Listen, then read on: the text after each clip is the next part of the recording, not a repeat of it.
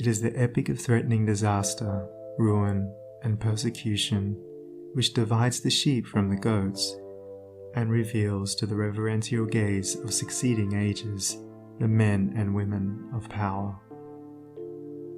It is easy for a man, so long as he is left in the enjoyment of his possessions, to persuade himself that he believes in and adheres to the principles of peace, brotherhood, and universal love.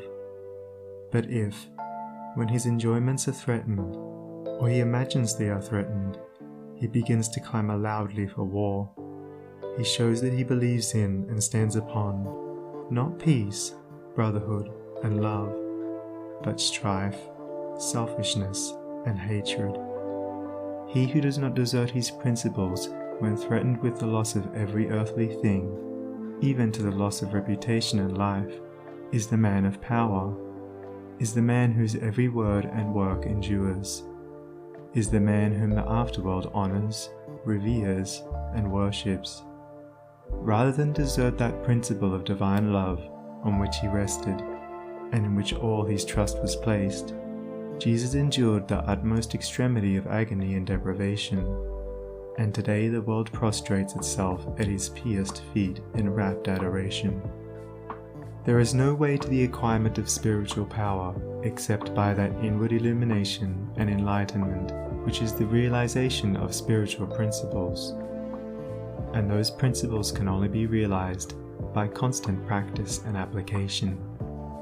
Take the principle of divine love, and quietly and diligently meditate upon it with the object of arriving at a thorough understanding of it.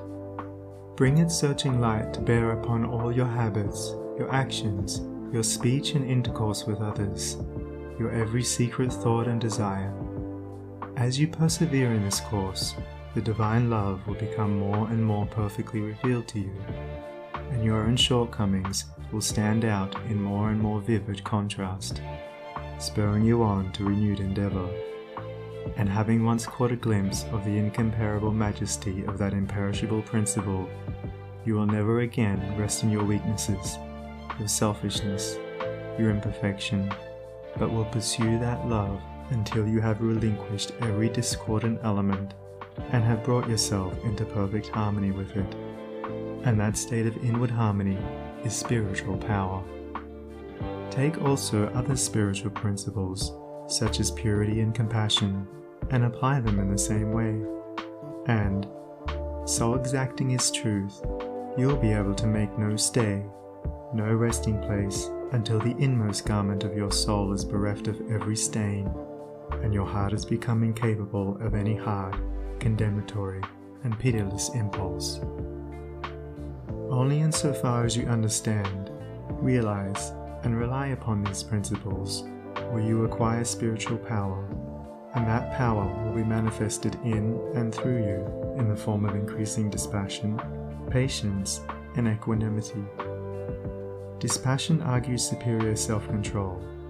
Sublime patience is the very hallmark of divine knowledge, and to retain an unbroken calm amid all the duties and distractions of life marks off the man of power.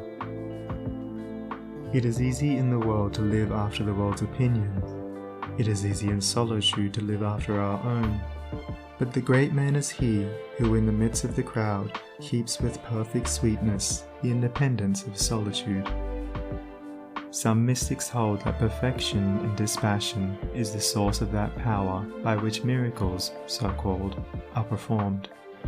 And truly he who has gained such perfect control of all his interior forces that no shock, however great, can for one moment unbalance him, must be capable of guiding and directing them.